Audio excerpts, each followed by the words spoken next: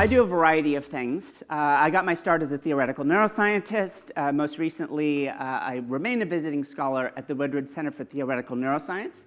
So you can see a couple of different things here that I'm not going to talk about in detail, but in the upper left corner, you see a system that's learning how to hear. That's work that came out of my life as a theoretical neuroscientist, but from that, we built a cochlear implant that could learn to hear all on its own and meaningfully surpass the standards of cochlear implants that exist today. The other little video there is effectively a deep neural network, although that's from before that terminology came into vogue. And that's a system that's not only learning about faces, which it learned from just crawling around, in this case, Flickr and Facebook, but learning how people perceive faces. And in the end, we built that to help reunite orphan refugees with extended family members. There are 1 million of them abandoned in camps around the world. And we built a system that within a few minutes, if they're anywhere in a camp in the world, an extended family member can find them. In the center there is my son, the cutest kid in the world, also suffers from type 1 diabetes. I was shocked at his treatment. Well-meaning people, but just the medicine was so behind the times. So we hacked all of his devices, violated some federal laws, and we built a model that actually predicted about an hour into the future whether his blood glucose levels will go high or low, which then were sent to me to my Google Glass, which I wore for much longer than anyone at Google ever did. In fact, you see me meeting the president there. I managed to get both a disgusted head shake and a friendly handshake from him because I was wearing Google Glass inside the White House. And the Secret Service got very upset with me about that. But we also built, as I mentioned yesterday in our session on neuroprosthetics, I built a system for Google Glass that could read people's facial expression so that autistic kids could learn how to read facial expressions in natural interactions. Just socializing with other people, they could actually just read the emotion the other person was experiencing. And along those same lines, I'm on the board of a company in New York called Emoja that does real-time emotion estimation for market research purposes. I repurpose their data to predict manic and depressive episodes in bipolar sufferers. So just carry your phone around with you. You don't answer any questions. You don't do anything. And we're about 3 weeks ahead of the subjective onset of a manic episode. So to me, this is some of the things that I do that I feel are in the domain of maximizing human potential. Many of them are not directly about me. Some of them are profoundly about me. But I'm going to move into 2 other areas to discuss. That's education and labor markets. So let's start with education. My idea of the purpose of education is to produce happy, healthy, productive lives and to let society reap the benefits. Now, that probably doesn't sound very controversial, but for me, this isn't a line. It isn't a philosophical position. Happy, healthy, and productive are strong criteria that we should be using to decide every action at home, in the classroom, even workforce inside your companies. And I'm going to talk about how we quantify those and move forward.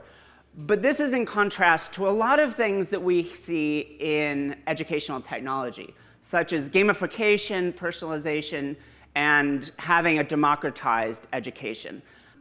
You know, I'm going to pick on some people that can take it because, to be honest, they do very good work. But looking at places like Coursera and Khan Academy, where they're solving a problem that I think doesn't necessarily need a solution, which is to say that the big problem in education is simply making information available, as though we are all these amazing self-actualized people that have somehow become abandoned on desert islands. And if we all just had a smartphone to connect us, it would fix everything. So it's this idea that if you build it, they will come. And I love the fact that there are great courses available on Coursera. I think that Khan Academy does wonderful work for kids. But if you think the hard part about education is just making information available, then you're missing a fundamental failure point, which I might describe simply as engagement. The vast majority of kids and adults are never going to go visit your site. They're not going to voluntarily waste their time improving themselves. you have to make the case. You have to make them believe their hard work is going to pay off. Then, by the way, you also have to create a world in which their hard work actually will pay off. And without those two fundamentals, you haven't really solved anything. So this is a project that my wife and I actually kicked off, one of my first ed tech companies, a project that wanted to name QuickStep.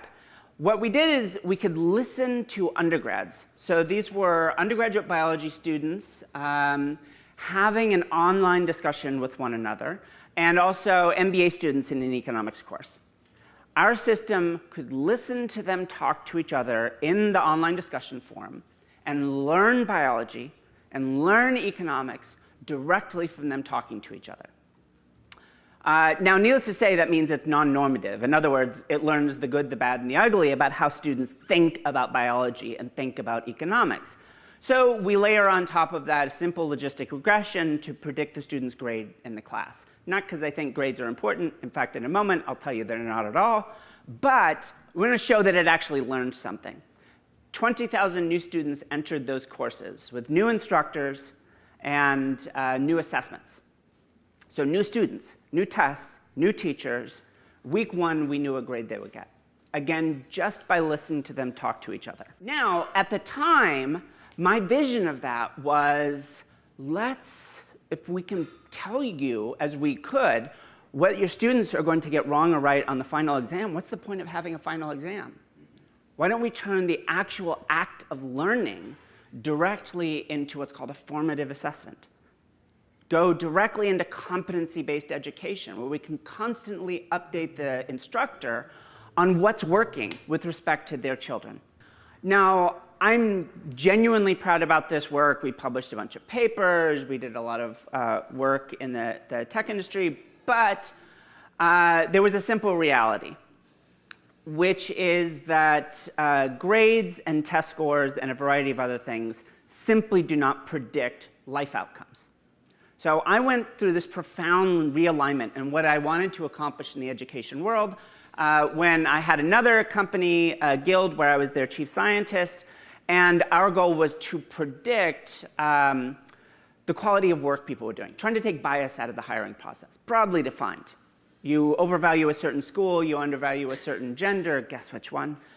So we just want to remove that. And in the course of doing that, our team put together a database of 122 million people. And we built models to predict the quality of work on top of those people.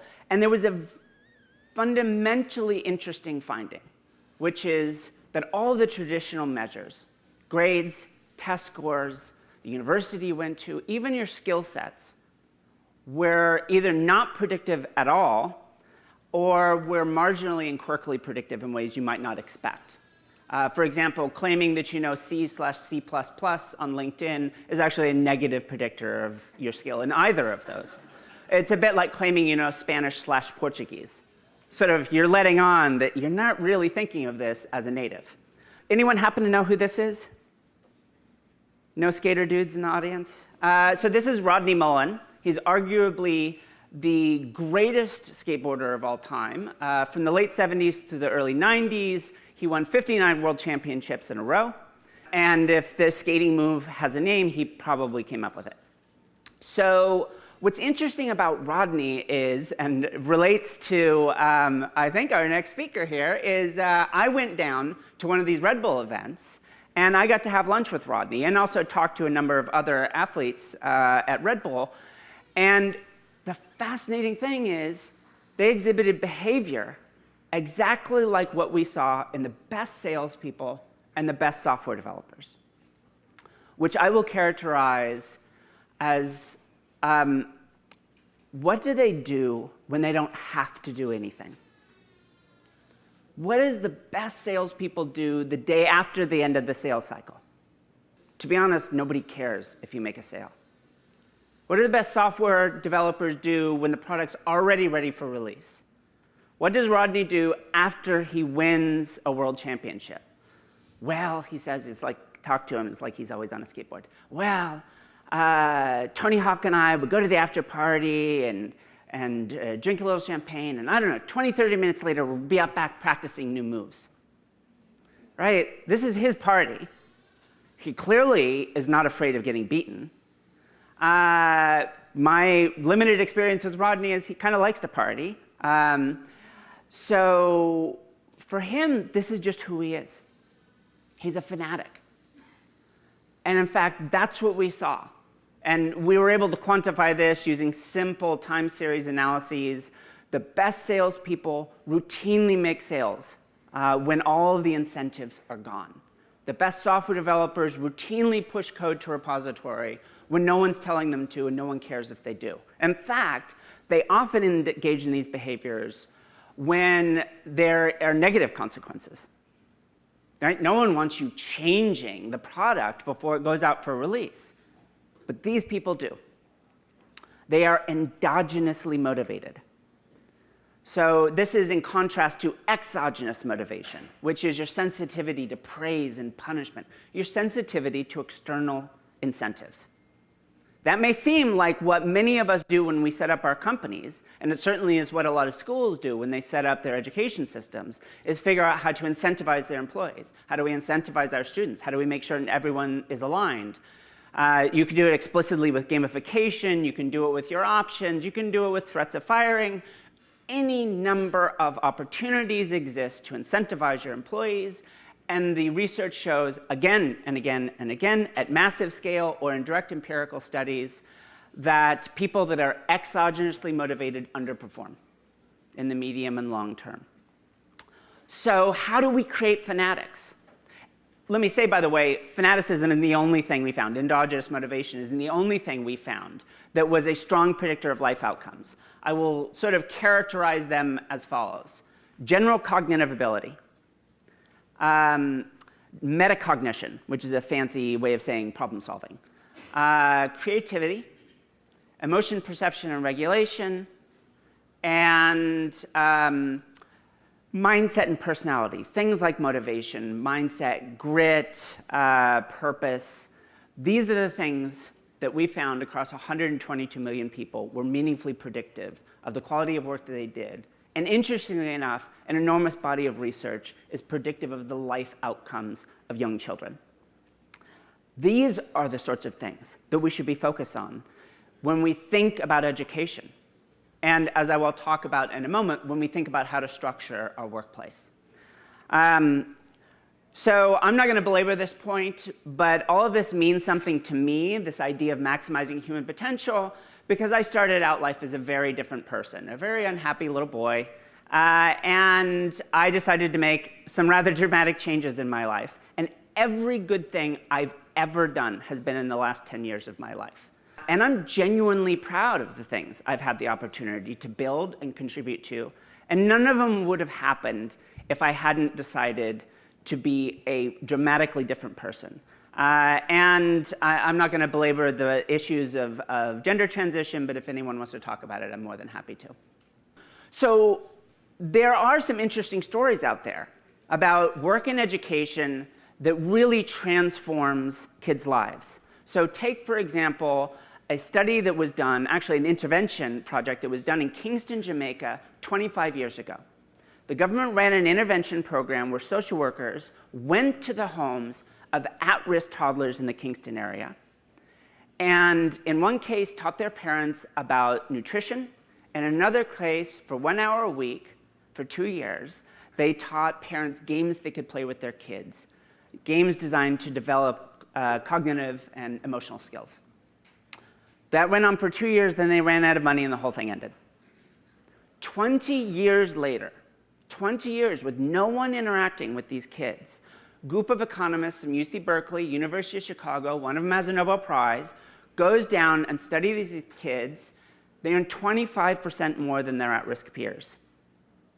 In fact, they are economically indistinguishable from the general population of Kingston, despite having all grown up in the slums. And in fact, follow-up research by some friends of mine that are health psychologists, they literally live longer. They have lower cortisol levels, stress hormones strongly correlated with long-term health outcomes. So I didn't say anything about happiness.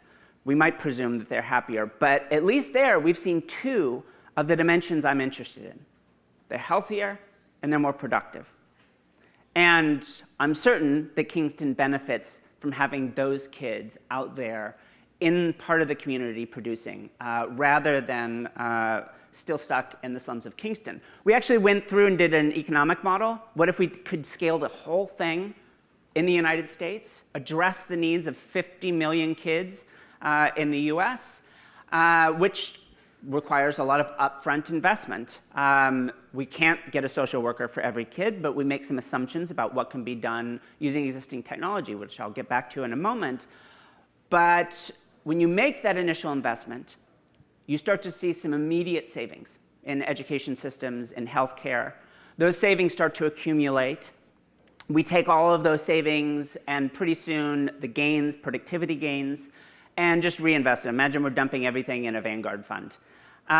Turns out 25 years later, the net impact on the US economy is between 1.3 and 1.8 trillion dollars a year.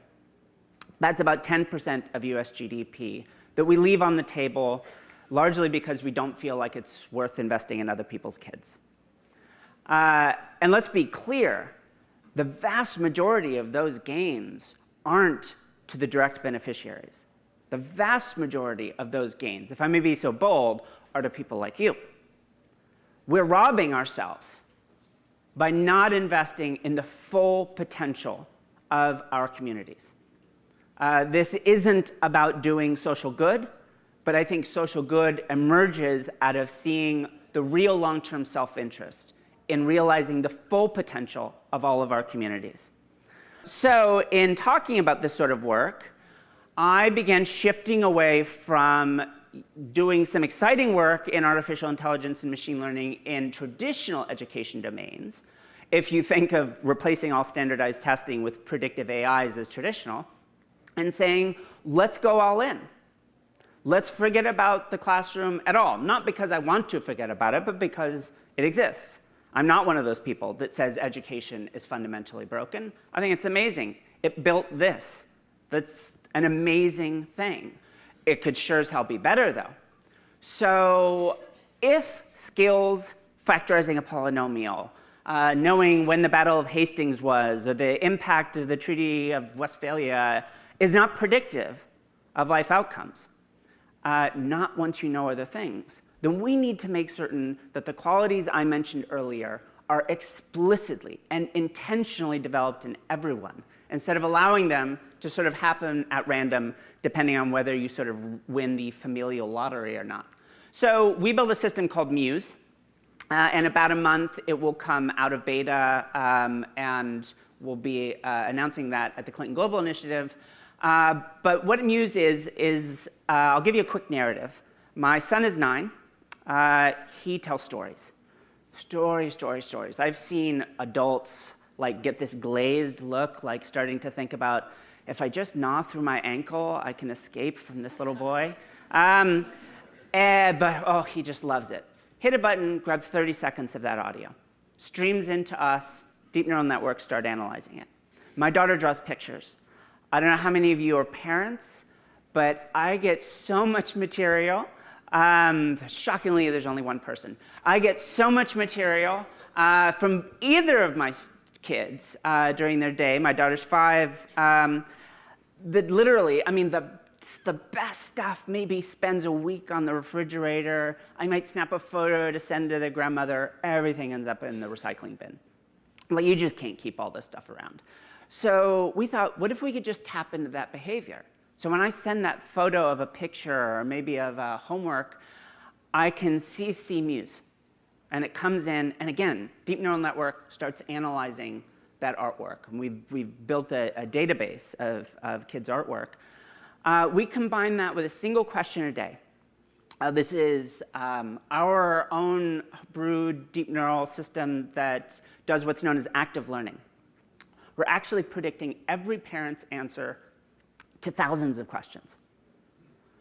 And then we figure out, if we knew the true answer to one single question, what would tell us most, not just about their kid, but about every kid in the system? Because we understand the relatedness of the kids that are already there.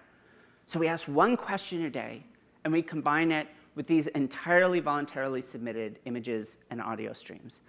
What do we do with it? Well, predict kids' life outcomes. How long they'll live, how happy they'll be, how far they'll go in their education, and how much money they'll make. What's the worst thing I could do with that? Tell their parents. It's a cursed crystal ball. It turns out, long before we ever came along, things like this have been researched in depth, and it doesn't matter whether the predictions are positive or negative, it generally hurts the long-term outcomes for those kids. Anyone wants to talk offline, I can tell you why. But that's not the point anyways, right? Because I explicitly don't want those to come true anyways. Even if our prediction is they're going to win a Nobel Prize, well, let's make it even more likely to happen. So instead, we send a single message home every night. Parents, here's the one thing you can do today that will have the biggest impact on your child's life. God, I hope you're going to give them 20 or 30 minutes of your time tonight. Here's how to spend it. Targeted, so yeah, I'm treating these kids' lives like a gradient, and I'm trying to optimize a function over this massively high-dimensional space of life outcomes by nudge, nudge, nudge. In fact, in that ways, it's very much like gradient optimization as well. Little changes every day. Every day is a new experiment. So for the wonks in the room, that last part, just sending out the activities, is a reinforcement learning system, not unlike, in some ways, the system that recently built the World Gold Champion. We're constantly exploring the space of life outcomes and constantly updating that. We have some amazing announcements that will come also on the stage, but we're a hybrid for-profit, nonprofit, and my target market for this is all 4 billion young people in the world, which means everything I just described, except for the audio, we can deliver entirely via SMS. If you can't do that, then you're really just deciding who goes to Brown versus Princeton, which is a great business, but you're not changing anything. I showed you a picture of my son, so I am contractually obligated as a parent to show a picture of my daughter. Here she is experiencing watermelon agua fresca for the first time and deciding that this is the greatest human invention ever. But it also gets at this idea, which is I can't teach grit. I can't teach working memory. I can't teach a belief that your hard work will pay off. We have to engineer the experiences that drive that. The theme from our neuroprosthetics talk yesterday was it's all about the statistics. Well, it's the same theme here. You're building a company and you want to create high-performance workers. Well, you need to figure out what their motivation is. And instead of trying to figure out how to align them with the needs of your company, you need to figure out how to align your company with their motivation. And if they don't have the abilities that you need to figure out how to evoke them. So in the same way that we have developed with Muse, a system for parents to help realize the full potential of their children over a lifetime, we're developing something you may pick up on a subtle cue here called Samba. All of my working titles are all ballroom dance moves. Called Samba, and it's about doing this. So your manager and your direct report, Maria, is about to walk in. You know what she's supposed to get done, but for that matter, so does she. What can you deliver to her that will make her most successful? Not just right now, but in the long run of the company. So in this case, we're taking our predictive models, and we're not integrating just across the lifetime of a child, but we're integrating across the impact that someone's going to have on their team and on their workforce. Because personally, I think the only thing that's interesting about assessing an employee is whether their team is more successful or not when they're there. But that's phenomenally difficult for reasons, boy, we could get into for another 3 hours. That is just something we're not any good at as humans. We need a piece of paper and a pencil, at least if you want to add two big numbers together, and yet somehow we've convinced ourselves that we can sum up an entire human life at a glance. And we're wrong. And that doesn't make us bad people. But the future of human potential, as someone that is interested in augmented intelligence, is combining the best of what machines can do with the best of what humans can do. And this is an issue that is fundamentally about our collective future. I say this frequently nowadays, but human capital is a toxic asset. We don't know how to value it, and yet we're making plans about how we should be preparing our labor force 20 years into the future. Right now, we're trying to get programming into our courses. I hate to program, but boy, as a scientist and an entrepreneur, I do a lot of it because it's an amazing way to solve problems. But are we certain that we're going to need programmers even 5 years from now, much less 10 or 20? There's a great neural network that I just saw recently that was trained to answer questions like this. In Python, how do I get someone's age off of Facebook? And it returns the line of Python code that queries Facebook's API and returns someone's age. It's not a big step to say, give me an app that unites everyone who's having a birthday today at Singularity University and combines us all in a group chat for a party this evening, and just have the system spit it out. No human ever touched it, but I've got a product 5 minutes later. So I want to make certain we're focused on our collective long-term output.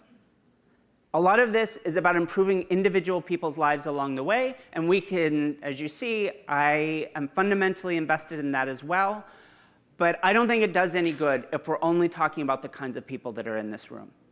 We have to actively go out and change the lives of everyone around us.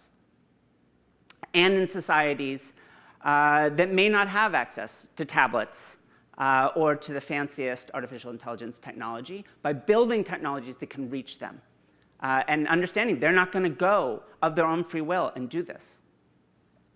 So this is the world I'm most interested in. And although I'm a huge fan of technology, in the end, I'm really interested in making more powerful people. So thank you very much.